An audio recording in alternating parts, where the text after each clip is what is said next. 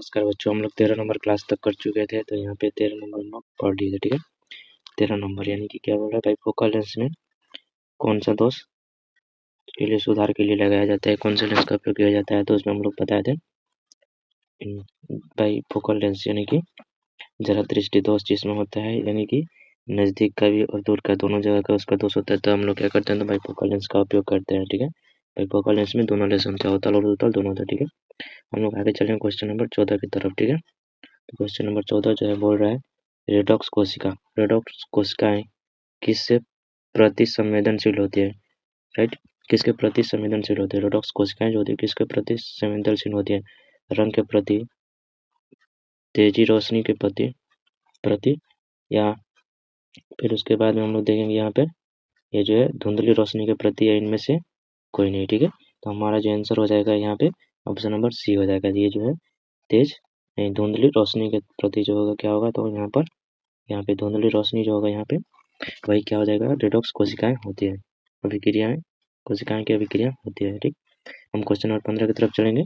Blind stop किसे कहते हैं, ब्लाइंड स्टॉप स्पॉट किसे कहते हैं, स्पॉट में नहीं होता है, ब्लाइंड स्टॉप में नहीं होते हैं। तो नहीं होता है तो कौन नहीं होता है, कर्निया नहीं होता है, क्रेटॉक्स और कोनॉक्स पुतली लेंस। तो हमारा जो आंसर हो जाएगा वो राइट आंसर हो जाएगा ऑप्शन नंबर बी, रॉड्स और कोन्स। ठीक है, ऑप्शन नंबर। अब आगे चलेंगे क्वेश्चन हम लोग का सी नंबर यानी ऑप्शन नंबर क्वेश्चन नंबर 16 पे चलेंगे। विद्युत फ्यूज विद्युत धारा के किस प्रभाव पर कार्य करता है, राइट। तो विद्युत फ्यूज विद्युत धारा के किस प्रभाव पर कार्य करता है, तो ये हो जाएगा चुंबकीय पे कार्य करता है, ऊष्मीय पे कार्य करता है कि रासायनिक, या इनमें से कोई नहीं। तो हमारा आंसर हो जाएगा ऊष्मीय। विद्युत चुंबकीय जो होता है वो हम लोग का किस पे कार्य करता है, तो ऊष्मीय प्रभाव पर कार्य करता है। ठीक है, तो हम लोग आगे चलेंगे नेक्स्ट क्वेश्चन पे पास। अब चलेंगे 17 नंबर। किस उपकरण में धन धन यानी कि प्लस और ऋण, धन और ऋण का चिन्ह नहीं होता है, एमीटर में, वोल्टमीटर में, कुंडली में, विद्युत सेल में। ठीक, एमीटर में तो वो हम बैटरी में भी प्लस माइनस होता है, वोल्टमीटर यानी जिसे V से सूचित करते हैं, मीटर जिसे A से सूचित किया जाता है उसे एमीटर कहा जाता है, और V से वोल्टमीटर को, और कुंडली जो होता है हम लोग का संरचना होती है ऐसे ऐसे ऐसे ऐसे होती है। ठीक है, ये कुंडली नुमा होता है, तो इसमें जो होता है माइनस प्लस नहीं होता है। ठीक है, तो ये जो होता है हम लोग का माइनस प्लस नहीं होता है। ठीक, तो इसलिए हम लोग का आंसर जो हो जाएगा राइट आंसर हो जाएगा कुंडली में, किस में हो जाएगा, कुंडली जो हो जाएगा हम लोग का राइट आंसर हो जाएगा। ठीक है, ऑप्शन नंबर। आगे चलते क्वेश्चन नंबर 18 की तरफ। ठीक है, निम्नलिखित में कौन सा मात्रक वाट यानी कि W के बराबर होता है, राइट। तो हम लोग कौन सा चलेंगे, जूल प्रति सेकंड, जूल प्रति second square, joule second square inverse, joule second square, joule second square inverse, यानी माइनस में चलेंगे। तो हम लोग का आंसर जो हो जाएगा option number A C, option number A answer सही हो जाएगा, राइट। ऑप्शन नंबर ए यानी जूल प्रति सेकंड, यानी वाट की मात्रक पूछ रहा है, मात्रक। ठीक, किसका, तो वाट का मात्रक होता है जूल प्रति सेकंड होता है। ठीक है, तो अब हम लोग 19 नंबर क्वेश्चन की तरफ जाएंगे। विद्युत हीटर के तार की कुंडली बनी होती है, विद्युत हीटर की तार की कुंडली, जिससे हम लोग को ऐसा होता है, जिससे हम लोग को क्या करता है, तो ठंडी के मौसम में गर्म जाता है, उसकी तार की कुंडली किससे बनी होती है, तांबा की, जस्ता की, टंगस्टन की, या नाइक्रोम की। ठीक है, इसमें से कौन सी बनी होती है, तो हम लोग का जो होता है या विद्युत का कुंडली जो होता है हम लोग का वो बना होता है, वो नाइक्रोम का बना होता है। किसका बना होता है, तो नाइक्रोम का बना होता है। ठीक है, नाइक्रोम के तार से बना होता है। ठीक है, अब कार्य लिखेंगे, कार्य करने की क्षमता को कहते हैं, कार्य करने की क्षमता को क्या कहा जाता है, ये आप सभी को पता ही होगा, बल भी नहीं, बल कहते हैं, शक्ति कहते हैं, ऊर्जा कहते हैं, इनमें से कोई नहीं। तो कार्य करने की क्षमता को क्या कहा जाता है, तो कार्य करने की क्षमता को हम लोग ऊर्जा कहते हैं। कार्य कब करेंगे, जब हमारे अंदर शक्ति यानी ऊर्जा रहेगा तब जाकर हम लोग क्या करेंगे, कार्य करेंगे। तो इसका ऑप्शन नंबर सी आंसर सही हो जाएगा, राइट, 20 का सी हो जाएगा, यानी कि ऊर्जा। ठीक है, अगला क्वेश्चन चलेंगे नेक्स्ट क्वेश्चन पे। हम लोग विद्युत धारा के चुंबकीय प्रवाह की खोज किसने की, यानी कि विद्युत धारा, राइट, विद्युत धारा के चुंबकीय प्रवाह की खोज किसने की, तो खोज किसने की, ऑस्ट्रेड ने, एम्पियर ने, बोर ने, या फेराडे ने। ठीक है, तो हम लोग का आंसर जो हो जाएगा, राइट आंसर जो हो जाएगा वो यहाँ पे ऑप्शन नंबर ए हो जाएगा, राइट। ऑस्ट्रेड ने, किसने किया था, ऑस्ट्रेड ने जो है हम लोग का विद्युत धारा की चुंबकीय प्रवाह की खोज किया था, राइट। ठीक है, हम लोग अगला क्वेश्चन में चलेंगे, क्वेश्चन नंबर 22 पे। चुंबकीय बल रेखा क्या है, चुंबकीय बल रेखा की प्रकृति क्या है, काल्पनिक है, वास्तविक है, ए और बी दोनों है, इनमें से कोई। हमारे आंसर हो जाएगा ए, राइट। हमारे आंसर जो हो जाएगा वो ए हो जाएगा। ठीक, ऑप्शन नंबर ए सही हो जाएगा, राइट है। हम लोग अगला क्वेश्चन चलेंगे, क्वेश्चन नंबर 23 पे चलेंगे। ठीक है, क्वेश्चन नंबर 23 जो हम लोग को बोल रहे हैं विद्युत धारा उत्पन्न करने की युक्ति, युक्ति कहते हैं, यानी कि विद्युत धारा जो उत्पन्न करता है उस युक्ति को हम लोग क्या कहते हैं, जनित्र कहते हैं, या वो गैल्वेनोमीटर कहते हैं, एमीटर कहते हैं, या मोटर कहते हैं। तो हम लोग जो विद्युत धारा उत्पन्न करता है उसे हम लोग जनित्र कहते हैं, राइट। जनित्र के द्वारा ही क्या होता है, तो विद्युत धारा उत्पन्न होता है, ठीक है। हम लोग अगला क्वेश्चन चलेंगे। लघुपथ के समय लघुपथ के समय परिपथ का प्रतिरोध क्या होता है, राइट। तो परिपथ का प्रतिरोध जो होता है परिवर्तित नहीं होता है, बहुत कम हो जाता है, बहुत अधिक बढ़ जाता है, और इनमें से कोई नहीं। तो हम लोग का आंसर जो हो जाएगा वो बहुत कम हो जाता है। क्या हो जाएगा, तो बहुत कम हो जाएगा। हम लोग का आंसर जो हो जाएगा ऑप्शन नंबर बी हो जाएगा, यानी कि ये बहुत कम हो जाता है, ठीक है। हम लोग चलेंगे नेक्स्ट क्वेश्चन पे। क्या है, तो नेक्स्ट क्वेश्चन हम लोग का है 25 नंबर। नाभिकीय ऊर्जा प्राप्त करने हेतु आवश्यक तत्व होते हैं। क्या है, तो नाभिकीय ऊर्जा प्राप्त करने हेतु आवश्यक तत्व कौन सा है, राइट। हीलियम है, या एल्युमिनियम है, यूरेनियम है, या क्रोमियम है, राइट। तो इन चारों में से हम लोग का ऑप्शन जो हो जाएगा ऑप्शन नंबर सी जो हो जाएगा हम लोग का राइट आंसर हो जाएगा, ठीक है। ऑप्शन नंबर सी जो है राइट आंसर हो जाएगा, यानी कि क्या है, तो यूरेनियम जो है हम लोग का होता है नाभिकीय, यानी कि जैसे कि हम लोग इसमें होता है, तो इसमें क्या होता है, नाभिकीय होता है परमाणु में इलेक्ट्रॉन में, न्यूट्रॉन प्रोटॉन और इलेक्ट्रॉन होता है, ठीक है। तो इसमें नाभिकीय कौन सा होता है, तो यूरेनियम जो पाया जाता है, ठीक है। तो हम लोग क्वेश्चन नंबर 26 के पास चलेंगे, ठीक है। प्राकृतिक में पृथ्वी पर ऊर्जा का मुख्य स्रोत क्या है, तो पृथ्वी पर क्या है, तो पृथ्वी पर मुख्य ऊर्जा स्रोत क्या है, कोयला है कि सूर्य है, पानी है कि लकड़ी है। तो इन चारों में से प्राकृतिक कौन है, तो कोयला भी प्राकृतिक नहीं है, पानी भी प्राकृतिक है, लकड़ी भी है, लेकिन ये पूछ रहा है ऊर्जा का स्रोत जो पूछ रहा है हम लोग का, इसका ऊर्जा का स्रोत जो हो जाएगा हम लोग का ये सूर्य हो जाएगा, राइट। ये ऑप्शन नंबर सूर्य, यानी सूर्य जो है हम लोग का ऊर्जा देता है, यानी कि सूर्य जो होता है हम लोग का ऊर्जा देता है, कैसे, तो ये जो होता है सौर ऊर्जा, यानी कि सौर ऊर्जा हम लोग क्या करता है, तो सूर्य ऊर्जा जो है सूर्य से प्राप्त होता है, राइट। इसका आंसर हम लोग का राइट हो जाएगा यही, ठीक है। अगला क्वेश्चन चलेंगे, क्वेश्चन नंबर 27 पे। निम्न में से किसका अर्थ निम्न में किसका अर्थ जल है, तो इनमें से देखेंगे कौन सा जल है।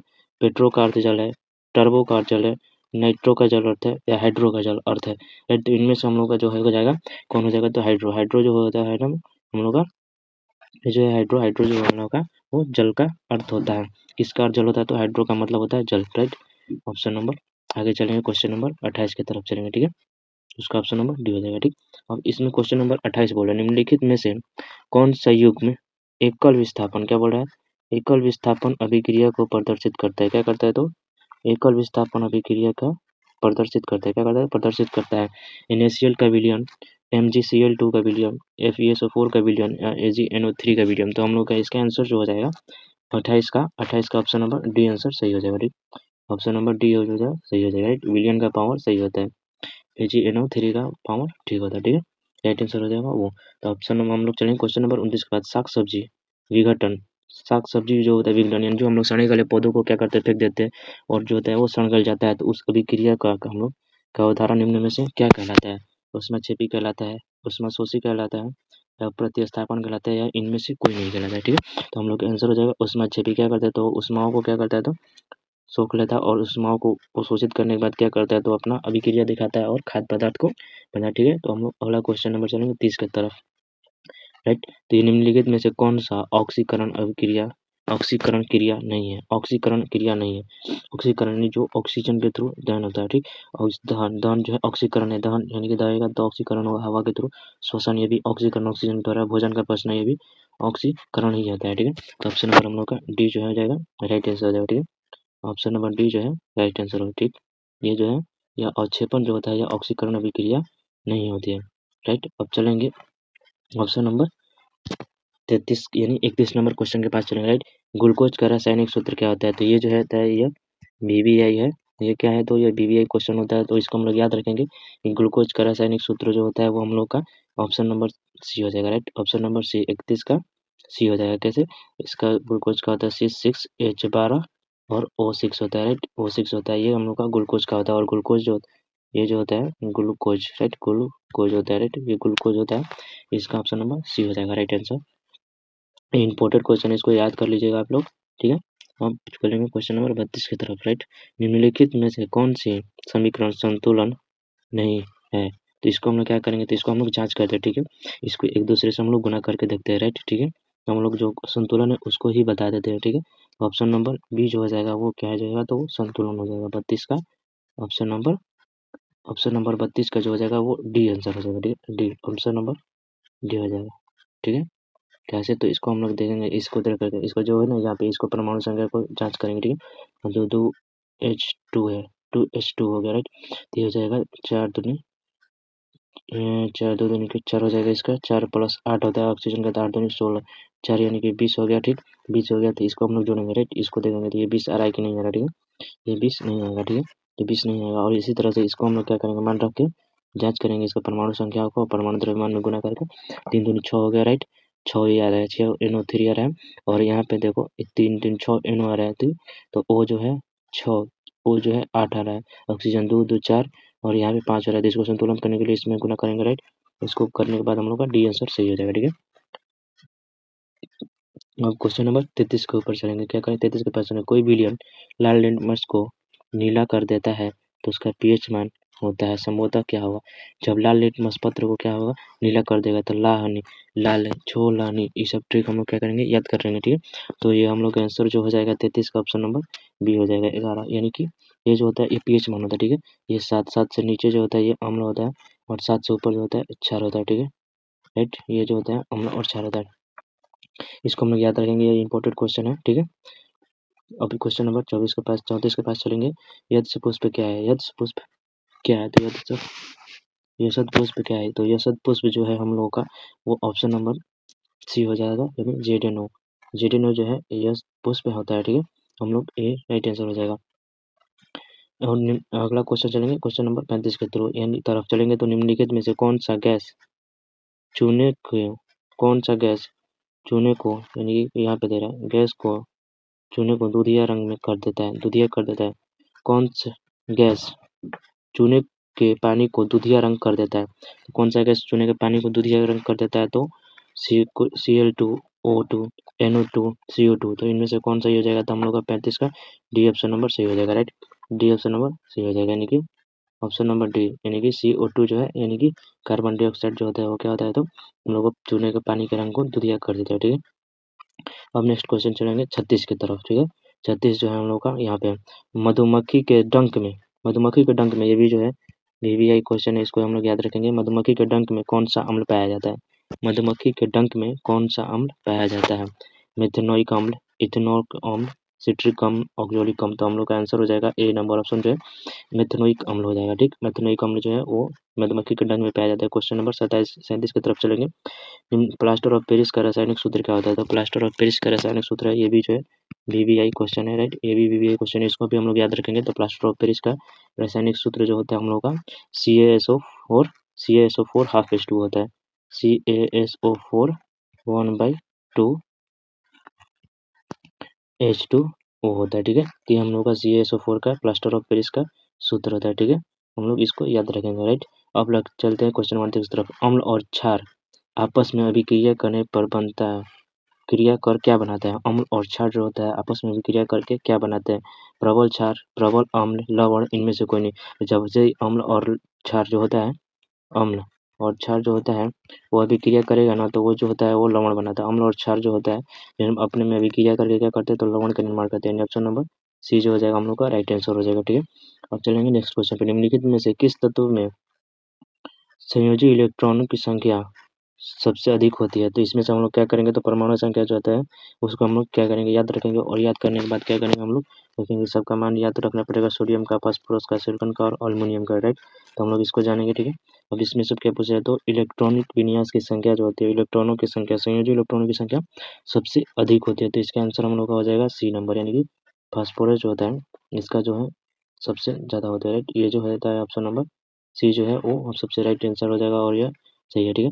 अब चलेंगे हम लोग 40 नंबर क्वेश्चन के पास। क्यूपीट्राइट निम्नलिखित में से किस धातु का अयस्क है, क्यूपराइट निम्नलिखित में से किस धातु का अयस्क है, राइट। तो 40 नंबर क्वेश्चन का आंसर हो जाएगा ऑप्शन नंबर सी, यानी कॉपर का। किसका है, तो क्यूपीराइट, क्यूपराइट, क्यूपाइट, क्यूपराइट, क्यूपराइट जो निम्नलिखित में से किस धातु का अयस्क है, तो सी वो कॉपर का है, राइट। अब देखेंगे ऑक्सीजन की संयोजकता क्या होती है, तो ऑक्सीजन का होता है O2, राइट। क्या होता है, तो O2 होता है, राइट, O2। तो ऑक्सीजन का संयोजकता यानी कि जो उसके साथ गुना में होता है ना, वही क्या होता है, साथ में जुड़ा रहता है, उसको हम लोग संयोजकता कहते हैं। जैसे कि हम लोग का यहाँ पे देख सकते हैं, यहाँ पे O2 जो है यहाँ पे क्या होता है, इसके साथ जुड़ा हुआ है ऑक्सीजन का होता है, ठीक। ऑक्सीजन का होता है, ऑक्सीजन का, राइट।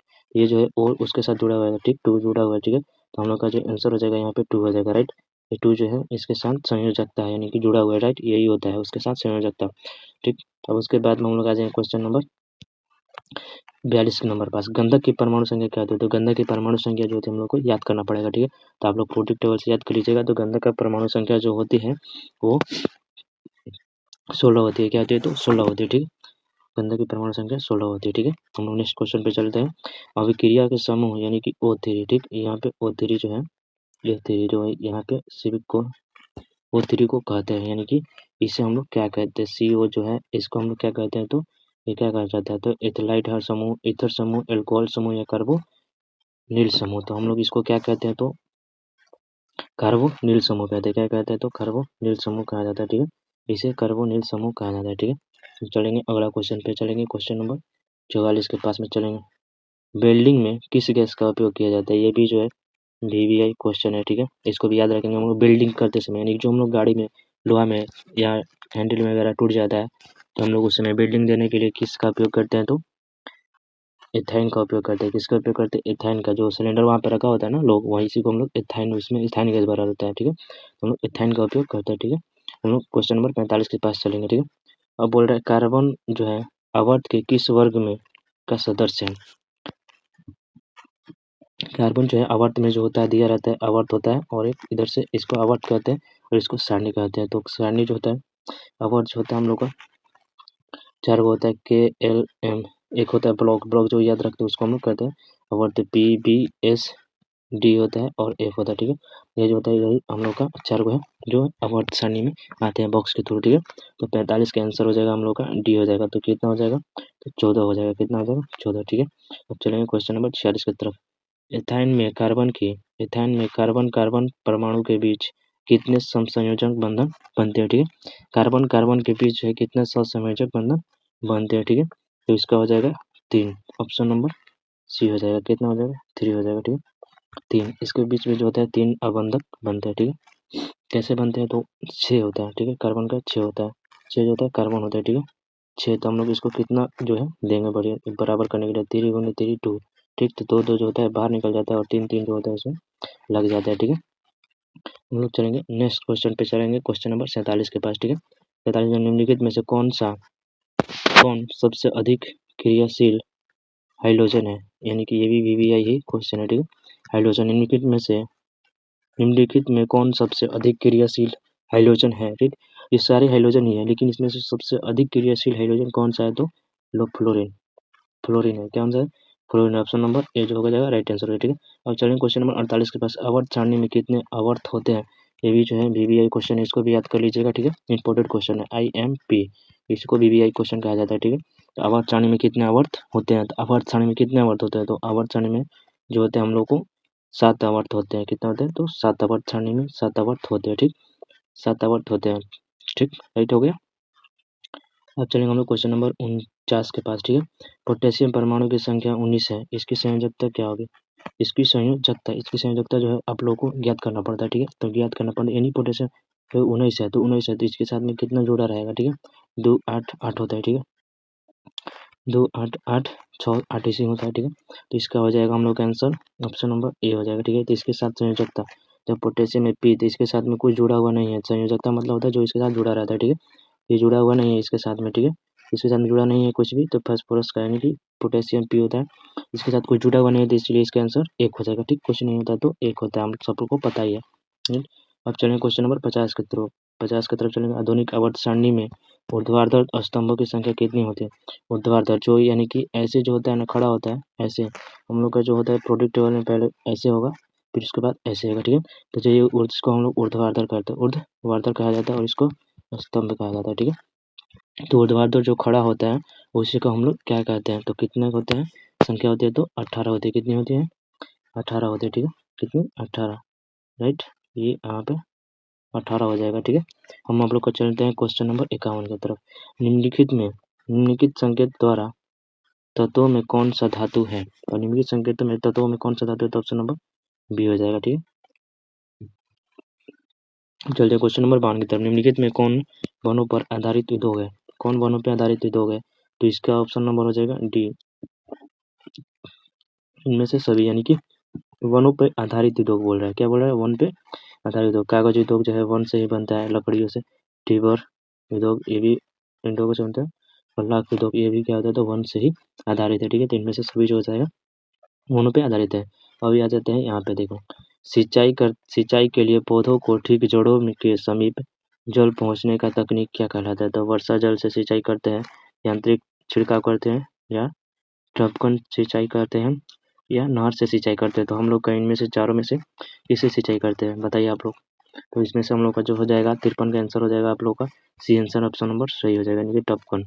टपकन जो होता है पौधों के जड़ों तक पानी क्या करता है? तो पहुंचा देता है। ठीक है, अब ऑप्शन नंबर 2 चलिए क्वेश्चन नंबर के पास। उत्तराखंड में चिपको आंदोलन, ये जो है बीबीआई क्वेश्चन है। ठीक, ये जो होता है ये बीबीआई क्वेश्चन है, ये जो होता है मोस्ट इंपोर्टेंट क्वेश्चन है बीबीआई। इसको हम लोग क्या करेंगे? हाईलाइट लगा देते हैं, यहाँ पे हम लोग इसको हाईलाइट लगाते हैं। ठीक है, चिपको आंदोलन किस वर्ष प्रारंभ हुआ? तो चिपको आंदोलन जो है 1973 ईस्वी में जो हुआ, क्या हुआ था?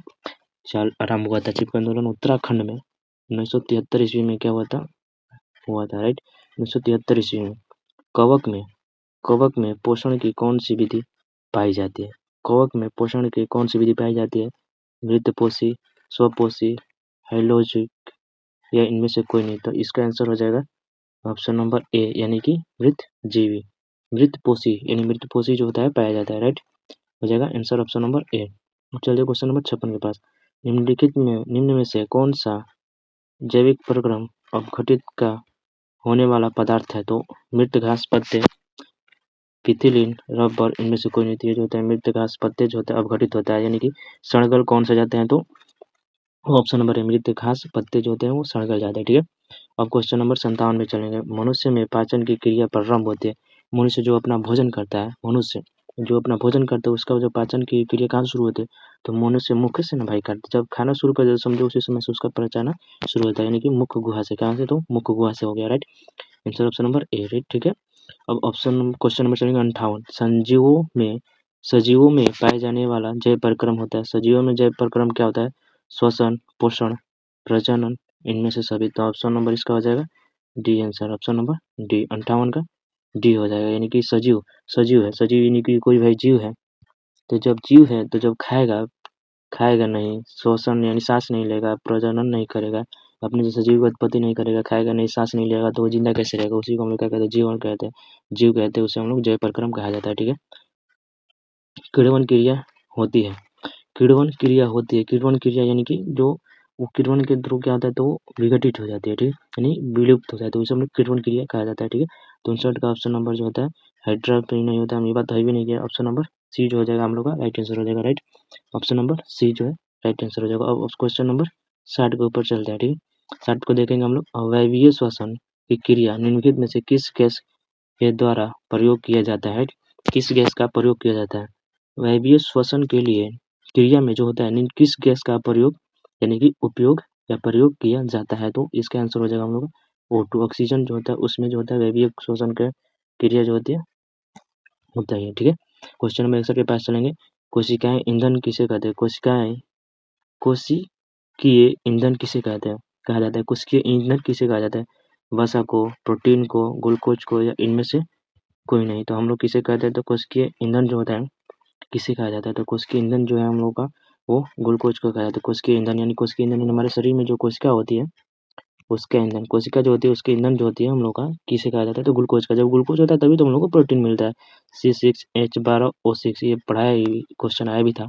ठीक है, ऊपर में पौधों में वाष्पोत्सर्जन का अंग होता है। तो पौधों में वाष्पोत्सर्जन, ये जो पौधा है ना, ये पौधा है। राइट, ये जो पौधा है यहाँ पे जो पौधा बनाया है, ठीक है, यहाँ पे जो पौधा है ये इसका वाष्पोत्सर्जन का जो है अंग होता है। तो कौन सा अंग होता है? फूल थोड़ी होता है, तना भी नहीं होता है, पत्ती, इनमें से सभी। तो इसका हम लोग का 62 का आंसर हो जाएगा ऑप्शन नंबर सी, यानी कि पत्ती जो है क्या होता है? तो ये वाष्पोत्सर्जन का मुख्य स्रोत होता है। ये जो है VVI क्वेश्चन है। ठीक है, इसको इंपोर्टेंट करेंगे। ठीक है, एल लगा लेंगे। अब आ जाता है question number 63। Right, question number 63 पूछ रहा है कि मानव हृदय में किस तंत्र का भाग है? मानव हृदय किस तंत्र का भाग है? पाचन का, श्वसन का, उत्सर्जन का, परिसंचरण तंत्र का। ठीक, तो इनमें से हम लोग किसको बताएंगे? ठीक है, तो इसमें जो होता है पाचन जो है नहीं, पाचन है नहीं हम लोग का शरीर का भाग, श्वसन भी है नहीं, और उत्सर्जन जो है ये भी नहीं है। उत्सर्जन नहीं कि हम लोग जो पेशाब करते हैं, हृदय का पूछ रहे थे, हृदय जो होता है ऑप्शन नंबर डी हो जाएगा, यानी रक्त परिसंचरण जो होता है हमारे शरीर में जो होता है, यहाँ से जो होती है हृदय जो होती है, अलिंद और नीलाएं जो होती है हम लोग को पाई जाती है, ठीक है। ये जो होता है हमारा हृदय होता है, ठीक है, हृदय। इसमें जो होता है परिसंचरण होता है, रक्त परिसंचरण कहाँ होता है, तो हमारे हृदय में, ठीक है। अब क्वेश्चन नंबर 64 के ऊपर चलेंगे। निम्नलिखित में से कौन सा रक्त को थक्का बनाने में सहायता करता है, ये भी जो है VBI क्वेश्चन है, ठीक है। रक्त का थक्का बनने में सहायता करता है, तो ऑप्शन नंबर इसका जो होता है क्या आंसर सही हो जाएगा, तो ऑप्शन नंबर ये जो होता है बी हो जाएगा, ठीक है। फाइब्रिनोजिल, फाइब्रोनिजिल, फाइब्रिनोजिल, नोजिन, फाइब्रोनोजिन जो होता है ये हमारे रक्त को थक्का बनाते हैं, जमा देता है। आरबीसी मतलब तो खुद ब्लड होता है, रेड ब्लड लसिका होगा नहीं, और हीमोग्लोबिन, ऑक्सी हीमोग्लोबिन होगा नहीं। ऑप्शन नंबर हम लोग का बी ही सही हो जाएगा, ठीक है। ऑप्शन नंबर बी फाइब्रोनोबिन, ठीक है। अब लिखेंगे यहाँ पे पादप इष्ट जो होता है, पादप इष्ट संचित होता है, तो पादप इष्ट जो होता है हम लोग को कहाँ संचित हो जाता है, छाल में, कोशिकाएं में, पत्तियों में, या इनमें से सभी। तो इनमें से सभी जो हो जाएगा हम लोग का आंसर हो जाएगा, राइट। पादप क्या लिखा है, पादप अवशिष्ट संस्कृत होते हैं, यानी पादप संचित, यानी पादप किससे जुड़े होते हैं, छाल में तो होता ही है, कोशिकाओं के रिक्तिकाओं में भी होते हैं, और पत्तियों में भी होते हैं, यानी कि इनमें से सभी हो जाएगा, ठीक है। अब क्वेश्चन नंबर 66 के ऊपर चलेंगे, ठीक है। क्वेश्चन नंबर 66 जो है, एमिनो अम्ल का विखंडन से क्या बनता है। जब एमिनो अम्ल जो विखंडन करता है ना, तो उससे क्या बनता है, तो एमिनो अम्ल जब विखंडन करता है तो उससे हम लोग का NH3 बनता है, क्या आता है, NH3 बनता है, ठीक है। NH3 पे हो गया। अब चलेंगे क्वेश्चन नंबर 67 के पास। वृक्क का प्रधान कार्य क्या होता है, वृक्क का प्रधान कार्य, यानी प्रधान कार्य मतलब प्रथम कार्य क्या होता है, प्रथम कार्य क्या होता है, तो वृक्क यानी कि किडनी क्या होता है हमारे शरीर में जो होता है, ये जो होता है ऐसे जो होते हैं, ये जो होते हैं किडनी होता है, ठीक है। तो इसका प्रथम कार्य क्या होता है, हम लोग का पाचन का काम होता है, पाचन का काम होता है, उत्सर्जन का काम होता है, प्रजनन का काम होता है, या ATP का निर्माण का काम करना होता है, ठीक। तो इसका हो जाएगा उत्सर्जन करना। वृक्क जो होता है हम लोग का मुख्य कार्य होता है, मुख्य कार्य जो होता है उसका उत्सर्जन करना होता है। हम लोग जो पेशाब वगैरह एडजस्ट होता है हम लोग का, वो वृक्क में होता है, यानी किडनी में ही होता है, और उसके थ्रू उसके बाद जो होता है हम लोग का यहाँ से क्या होता है, तो यहाँ से बाहर चला जाता है, ठीक है, इससे बाहर चला जाता है, ठीक है। अब इनमें से कौन सा पादप हार्मोन नहीं है, पादप हार्मोन है, इनमें से कौन पादप हार्मोन है, तो इंसुलिन, थाइसोलिन, एजेस्ट्रोन, साइटोकाइनिन। तो हम लोग का जो आंसर हो जाएगा वो 68 का हम लोग का ऑप्शन नंबर डी आंसर हो जाएगा, राइट।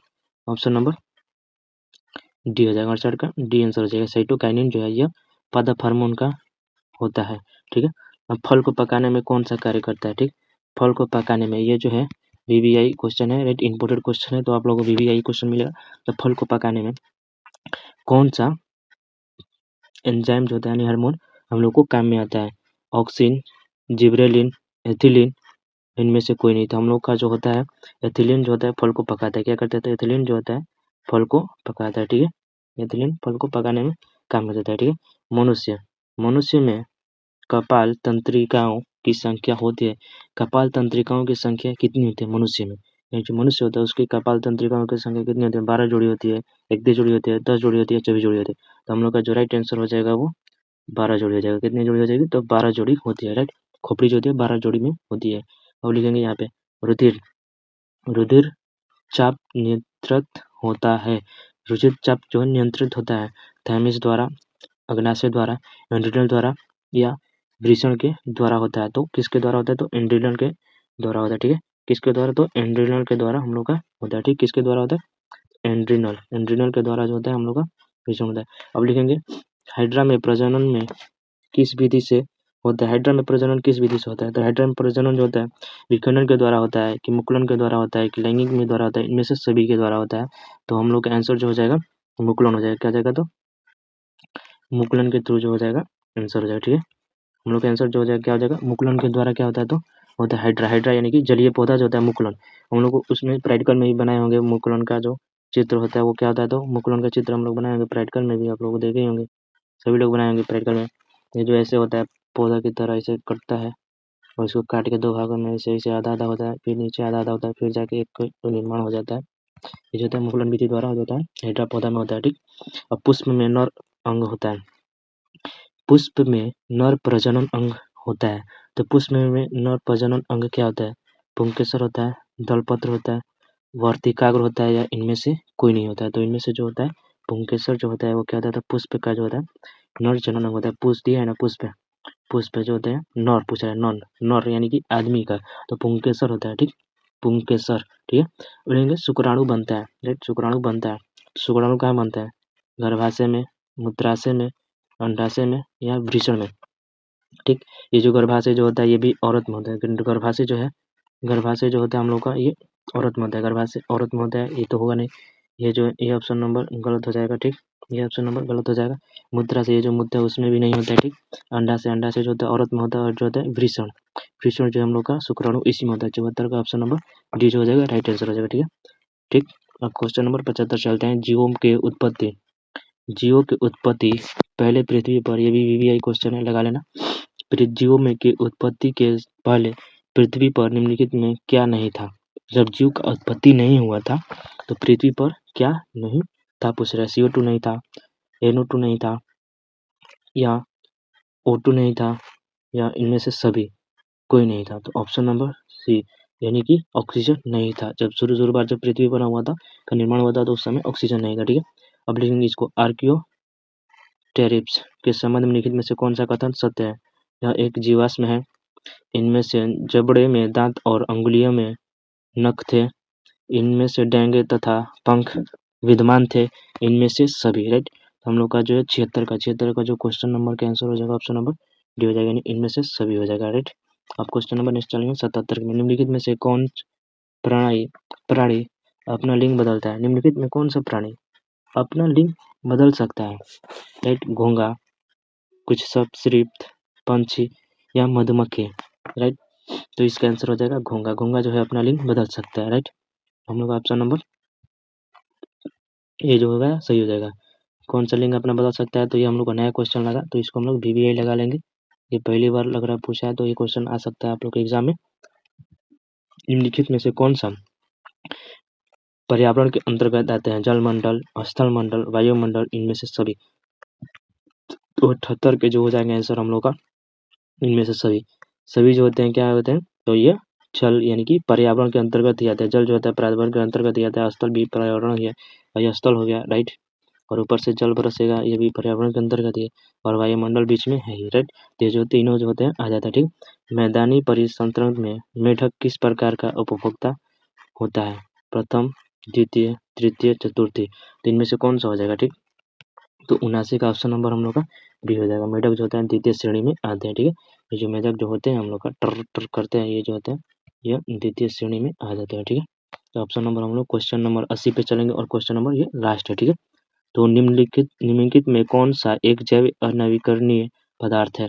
DDP, कागज, वाइट मल, इनमें से कोई नहीं। तो हम लोग का आंसर जो हो जाएगा ऑप्शन नंबर ए हो जाएगा, राइट। ऑप्शन नंबर ए, DDT।